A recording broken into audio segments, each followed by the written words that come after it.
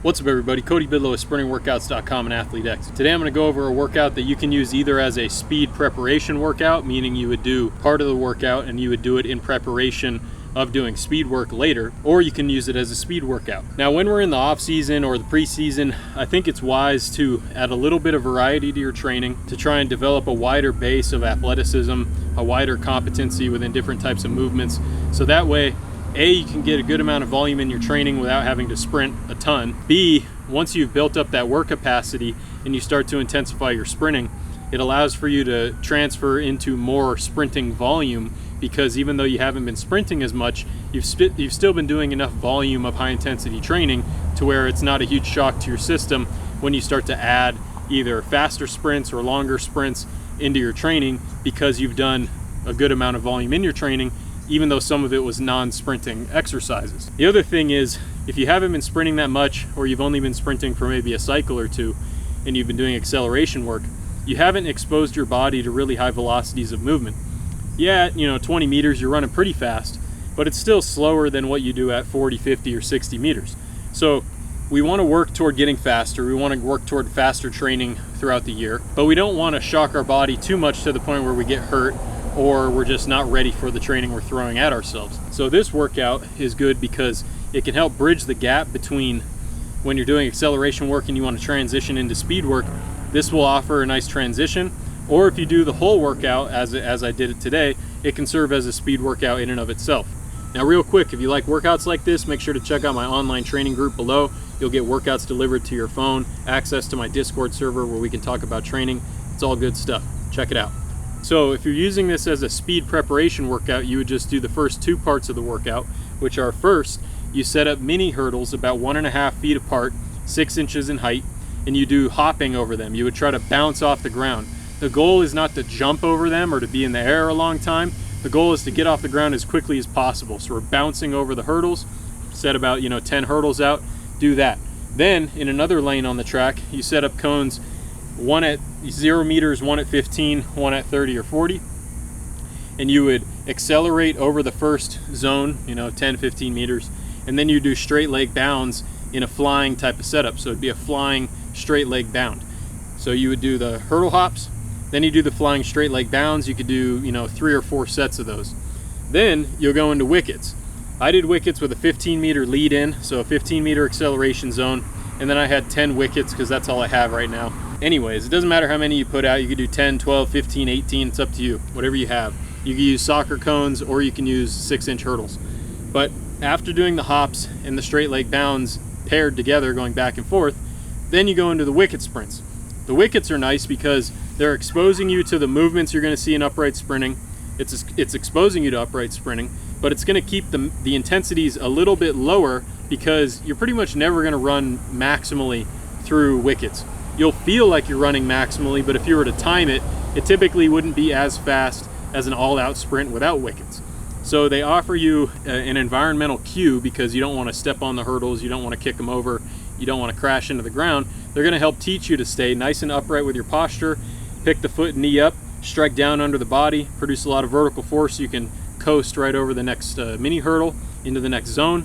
And the goal is just to create a lot of vertical force and work on picking the foot up, striking down, pick it up, strike down, and bounce off the ground. And when you do the little bouncy hops before the wickets, it's going to help tune that into your brain, so the feeling of bouncing off the ground in the little hops can be something that you take into the wickets. Now, if you're just doing this as a speed preparation workout, you could probably do anywhere between 3 to 6 sprints through the wickets, depending on what you're comfortable with and what your body can handle. But that's totally up to you to decide. The longer the wickets, probably the less you'll do. The shorter the wickets, the longer you'll do. If you've been doing 20-meter accelerations, maybe your wickets go out to 30 or 35 meters. If you've been doing 30-meter accelerations, maybe you string it out to 40 meters. But either way, if you do just that as your workout, that's going to help prepare you for speed work, which can come further down the road. Now, if you feel like you're ready to do speed work because you've done enough acceleration training, you have enough training under your belt this season so far, then following the wickets, you can do what I did, where you do 40-meter sprints, either from a 2-point, 3-point, 4-point, or a block start stance. And the goal is to try and accelerate over the whole distance. So even though you are thinking, speed work is always flying sprints, well, it doesn't have to be flying sprints. Speed work just has to be anything that gets you close to maximal velocity or to hit maximal velocity. So if you go 40 meters, you're probably not going to hit maximal velocity unless you're, pretty new at sprinting. Either way, it's fine, but we choose 40 meters, or I chose 40 meters because it's long enough to where I have to start getting faster, and it's starting to challenge me compared to what I've been doing in acceleration.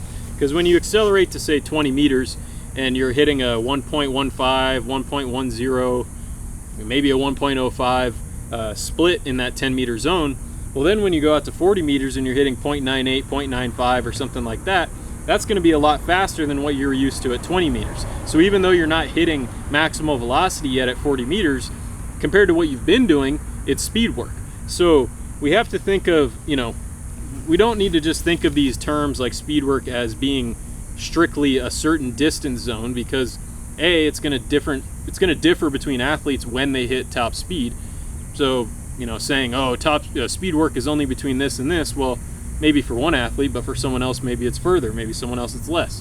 The other thing is it depends on where you're at in your progression. If you've only been doing 20s, well, speed work for you is going to be, 30, 40, 50 meters. Whereas if you've been doing a bunch of 40s in your training and you're ready to progress, maybe speed work is 50s and 60s for you, whereas someone else that might be speed endurance. So think of it from the perspective of progressing yourself, pushing yourself past where you've been so far this year, but not pushing yourself so far that it's a complete shock to your system, that you risk injury, or that you just can't really complete a quality workout because you're not ready for that type of intensity. When we're doing fast types of sprinting, it's not only that, the movement velocities are higher with your body, the ground contacts are more intense, but it's also, something you need to consider is that the technical endurance needs to be there. You need to be able to maintain your technique over the distance, otherwise you're going to risk injury and have a low quality session. So speed work for you should be limited by what you can maintain your technique over. If you're doing flying sprints, maybe you can only do it for 10 or 12 meters before your technique breaks down. So for you, and you do flying sprints, you should only go to 10 or 12 meters. But then once you can do 15 or 20 meters and maintain your technique, then you bump it up. And you can incrementally add distance to your speed work, 1 meter, 2 meters, 5 meters at a time, based on what your technique allows. And that's a good way to kind of progress your training without having to think about, how fast am I going at this zone, or, what velocity am I hitting, or anything like that. You can just look at the film and see, all right, I broke down at 35, so maybe I should just go to 35 today. Maybe I should go to 30, and then I'll try to progress to 35 or 40 in a week or 3 weeks or something like that. Now, when you do this type of workout, you want to make sure that your hamstrings and hip flexors are in good shape, your ankles are feeling good, and that overall, your body feels like you're not going to get hurt, because anytime we ramp up the intensity or ramp up the velocity, that's when things can get a little bit risky. So since this is a transition type of period where we're going from purely acceleration work to starting to put a little bit of speed work into the program, I think it's wise to, start out the workout at maybe 95, 98% rather than blasting a true 100%. And then after you've done the workout once or twice, maybe you ramp up the intensity to maximal effort sprinting and go from there.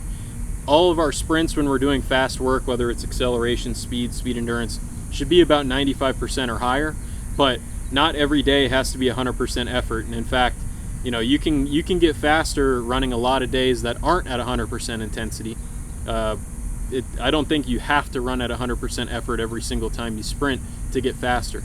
Eventually we have to tap into that, but think of it like maxing in the gym. To get stronger, do you need to do 99% lifts every time? No, you can work in the 70 to 80 or 90% range and you'll get stronger as long as you have enough volume and enough recovery. Well, with sprinting, the same kind of idea applies. If you're at least at 95% effort or speed, it's probably going to help contribute to you running faster. So don't worry about, going truly 100%. I'd rather see that you have good technique, you're running relaxed, and you're running 100% of your relaxed sprinting pace. I'd rather see that first before we start to push the speed. So develop the technique, run fast, but don't push yourself so far that you lose your technique, because sometimes when we go 100% effort, our technique falls apart, and then you have to start to question, what am I getting out of this? Am I ingraining bad habits? Am I just all over the place running like a crazy person down the track? We need to be dedicated athletes, and dedication isn't only in the form of physical effort, it's also in the form of putting out good technical efforts and making sure we're really focused on having good technical qualities when we sprint. Now there's one more form of sprinting that I would suggest trying out at some point, especially if you haven't quite transitioned to doing speed work yet, but you want to get prepared for it. You can do no arm runs. So that's sprinting with your hands on your hips or your hands over your chest, and sprinting without using your arms. What this is going to do is going to challenge all of the rotational muscles in your trunk, your low back, and all that. And it's going to force those muscles to work harder. And it's also going to give you a lot of feedback to see, am I rotating too much? Am I sprinting in a straight line? Or am I all over the place? Sometimes our arm action can cover up weaknesses in rotation, because what our arms do is they counteract rotation. So if you're really good with your arms, you may have a rotational weakness, which is inhibiting your ability to sprint, but you don't notice it because you're always using your arms, and your arms are counteracting those rotations, so you don't see them. But when you run with no arms, you put your arms on your hips or your hands on your hips, that's going to expose any rotational weaknesses that you might have. So as you're preparing to get into speed work, I think it would be wise to throw in some no arm runs into your training for a little while, so that way you can really get your obliques, your QL, all the muscles that are going to handle rotation through the trunk and the pelvis. Those muscles can get exposed to a little bit more stress than they're used to. They can get a little bit stronger, and you can get stronger rotationally while sprinting. So it's going to be the most relevant rotational strength that you can have, because you're sprinting, you're just not using your arms, so you're increasing the demand for anti-rotation and rotational qualities in the trunk. When I did that the first time, the next day I was so sore in my lower back. It took me a day to figure out, oh, it was the no arm runs that I did. The next time I did them, I got sore again, but not as sore. And over time, I've noticed that the more I do them, the less I'm getting sore in my trunk after I do those, in my sacrum, after doing the no arm runs. And that tells me that those rotational muscles of the trunk are getting stronger. Now you can also do things in the gym like barbell rotations, Russian twists, different exercises like that to work on the rotational muscles of the trunk, which are going to help us when we sprint. But if you just do them as a no arm run, that's the most specific way to train it, and I would say that's a good place to start. Then once you're no longer seeing that you're getting sore or having any issues with excessive rotation after doing the no arm sprints, then maybe you can bring in some other rotational exercises to help bring your rotational strength up even more. If you think about it, when we push off, say I'm pushing off with my left leg, my right shoulder is going to come across like this. And then when I push off my right leg, my left shoulder is going to come across. And I notice that when I'm pushing off my right leg, which is my weaker leg, I don't have as much rotation on that side when I'm sprinting down the track. So that tells me there's a weakness rotationally related to rotating to the right, or maybe I'm just weak resisting the rotation to the left. I don't know exactly what it is, but what I do know is that there's a weakness and an imbalance there.